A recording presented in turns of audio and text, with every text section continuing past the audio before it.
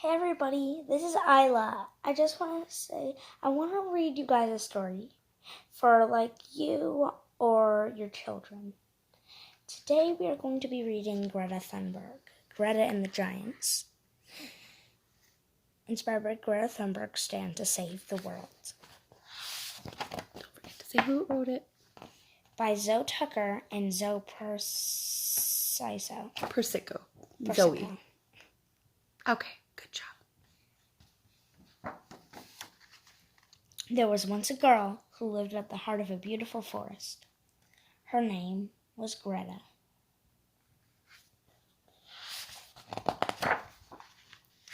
One morning, things were quite as they should be. Greta stepped out into her yard, and there, huddled together in the shadows of the trees, were all the animals of the forest. A soft, silvery brown wolf stepped forward, with his tail low to the ground. "Please help us," he whispered. "The forest is broken, and we don't know where to go. The giants are ruining our home." The giants had always been there, for as long as Greta could remember, but now they were worse than ever.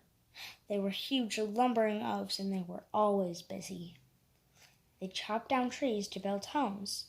Then they chopped down more trees and built bigger homes. The houses grew into towns, and the towns grew into cities. They built factories and shops and cars and planes. They worked all day and all night until eventually there was hardly any forest left. But the greedy giants had forgotten how wonderful the forest was. They didn't see all the little birds and bugs and butterflies and bears that trembled in the shadows. And no one told them to stop because everyone was scared of them. Everyone except Greta. "Will you help us?" asked the wolf. Greta looked around her. The animals looked tired and sad. She had to help them, but how? Then Greta had an idea. The next morning, Greta went to the middle of the forest and waited for the giants to come. She stood alone, holding a big sign. The sign said, "Stop." She waited and waited. On the first day, the giants didn't see her and lumbered on by, and on the second and third too. But on the fourth day, something strange happened. A little boy who had been watching Greta made a sign and came and sat down next to her. He didn't say much, but Greta knew he felt like she did. Soon more people and animals saw what they were doing and joined in too. "Help! Save our forest! Our home is on fire! We love our forest! Earth! Help! We live here! I love Earth! Stop! Who will help? Action now! We need help! Listen!" Before long, a huge crowd filled the forest, stretching out to the city and the roads beyond. They stood together and waited. The crowd was so huge that the giants were stopped in their tracks. "Please stop," Greta cried. "Your greedy behavior is spoiling our home. You've broken the trees and trampled the flowers, and now the bees and birds have flown away. These animals are homeless and our forest is dying. Can you hear us? Earth, help! Save our forest. We need change. Help! We love our forest. Action now! Our home is on fire. Sad face. We live here. Listen to the facts.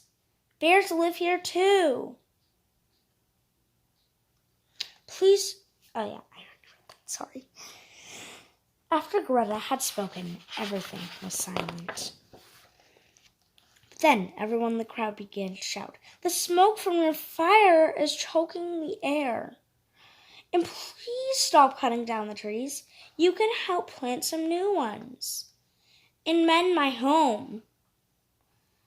Who will help us save our home? Bears live here too. We need action now. Stop. We live here. Save our forests. Help. Our home is on fire. We need change. We need to take care of our forest and live together. Will you please try?" they all said. The giants shuffled and fidgeted and stomped their feet on the ground. They were embarrassed and a little bit sad. You see, the giants were so busy building, they didn't see what they were doing to the forest or the animals who lived there. The giants felt terrible.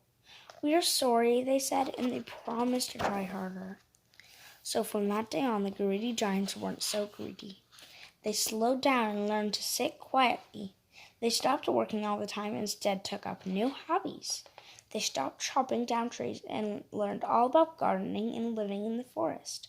They cooked, repaired, tidied, and shared, and before long, the forest became more beautiful than they could ever have imagined. No one is too small to make a difference. Here are some things you can do to help Greta. Learn everything you can about climate change. Tell your friends and family all about what you have learned. Ask your parents or guardians to take you on a climate protest so you can stand up to the giants. Ask your teacher if your class can write to or visit your elected officials to ask them to stop climate change. Walk, run, cycle, or take the bus or train instead of getting in the car or taking a plane. This means less fossil fuels are burned. Try to get your family to eat less meat. Ask your parents or guardian to buy food made nearby instead of from a faraway country. Look after the things you have. Mend them when they are broken instead of buying new things. Share them with your friends when you finish with them. You might think that it won't make a difference, but if we all work together, we can change the world. Don't forget to read this part. This story is inspired by a real girl called Greta Thunberg. When Greta was not much older than you, she found out about something called climate change. This means the world is getting hotter and hotter, and this is causing a lot of damage. Scientists all agree that this rising temperature is down to human activity. When we burn coal, oil, and gas called fossil fuels, something called carbon dioxide is released into the air, and this makes the world warm up.